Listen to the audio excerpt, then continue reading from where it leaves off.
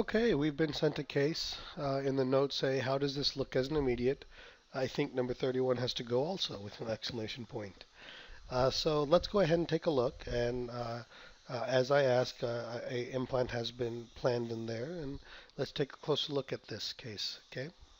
So I went ahead and duplicated the plan. So we're working on mine. So we compare mine to the original here. And let's go ahead and go to our implant align view. And as many of you know, my preference is to work in the implant align view. So what I would like to do here is I'm going to go ahead and make the implant disappear for the time being by over here in the bottom right hand corner, click on the implant button, and that puts a cross through it, and that just means it toggles showing it or not showing it. Doesn't delete it, just toggles showing it and not showing it. And what I would like to do here is just go through and draw what I'm looking at here. So what I like to do, and I do most of this mentally here, is I will draw out my bone level just like so, and then I will draw out this. Now notice I'm including the infected area there because that essentially is no bone, and just like so.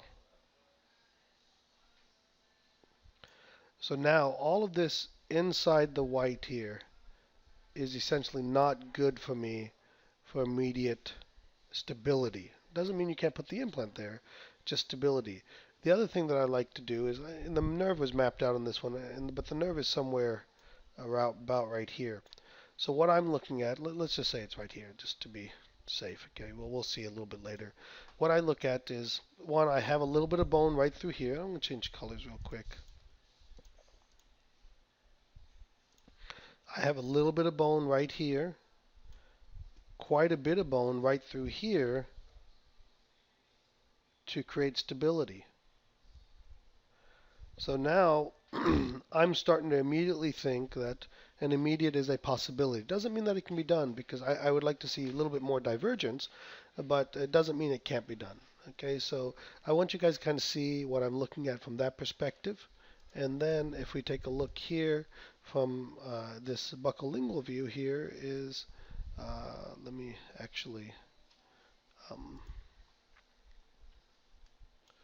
take a look at this a little bit differently. If we look at this from the buccolingual view, let me just come over here to the panorama view to better illustrate this. If we look here, we can see that we have some spreading on the bone, but we don't have a lot of divergence of those roots. So it's going to be a little bit more difficult in this particular case. So again, we have our nerve has been hidden. There's a nerve, there's our plan. So let's make some notes on this plan. The first thing that I'm going to point out here is the location of the bone level here. That is pretty much in line with the current bone level. And what I like to do and what I like to anticipate is some bone loss from the trauma of the procedure.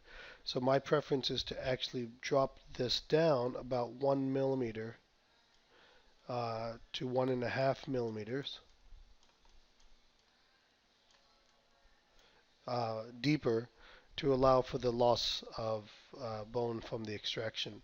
So if we do that here and drop this down about a millimeter, millimeter and a half, okay, we still see that we have some room to the nerve, not a whole lot. I'm not absolutely certain the nerve canal isn't right there. We'll have to take a closer look from another view here.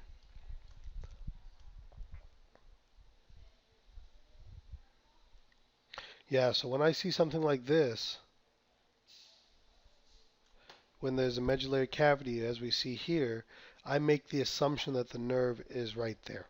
I don't make the assumption that the nerve is in here or right here. It could be right there actually, but I make the assumption that it's in the medullary cavity. The other thing is the implant itself, because of the size of this medullary cavity, won't really be getting any type of integration or any type of I shouldn't say integration, any type of stability from that area right there. So um, the other thing that I notice in this particular plan is our occlusal plane is severely tilted up. So we would want to do something like this to bring that a bit more level. And as we do that, we need to bring this over here a little bit and maybe just a little bit back a little bit if we use the occlusal plane of the crown as our guide there. and boom. So now what this does do though, however, is now when we start looking at it this way, now we're starting to see that where the implant is in fresh bone right through here, and if we take a look at it on the cross-sectional view, we can see that we're in quite a bit of fresh bone right there. Now this is where the implant brand starts playing a role. So if we take a look at this particular implant, it's a Straumann bone level implant, a very fine implant. We don't see very aggressive threads here.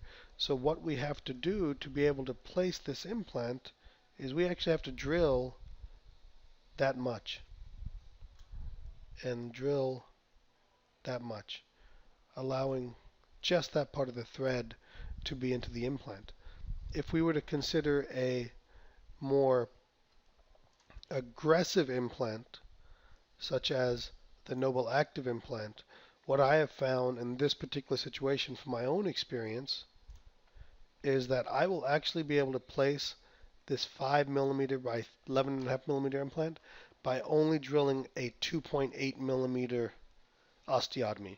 Because again, at the top here, there's going to be a significant extraction socket. But the way this implant works is it's end cutting and it condenses and expands as it goes into place. It will actually take that 2.8 millimeter hole and you'll be able to start driving your implant in there. Maybe we may have to do a 3.32 millimeter osteotomy, but certainly not much bigger than that to be able to get that in there. So if we were to consider this particular implant in this case, now suddenly we're looking at definitely the ability to gain some stability, because our stability is going to come from right here, this 2-3 millimeters right there. Some stability is going to also come from the furcal area, and we're also going to have some stability here on the lingual bone as well as we're working through this. So immediate becomes a possibility.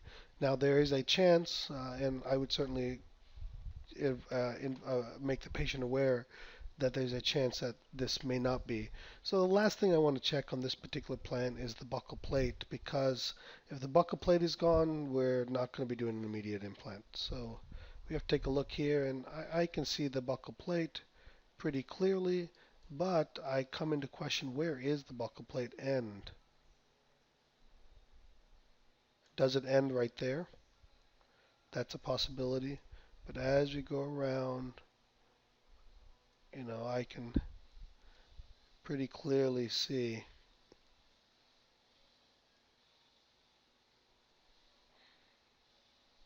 that our buccal plate looks to be totally intact right through here. Okay, good. So I think, the question is, could immediate be done? The answer is possibly. Certainly this is going to be a tough one. This is where guided surgery is unbelievably helpful.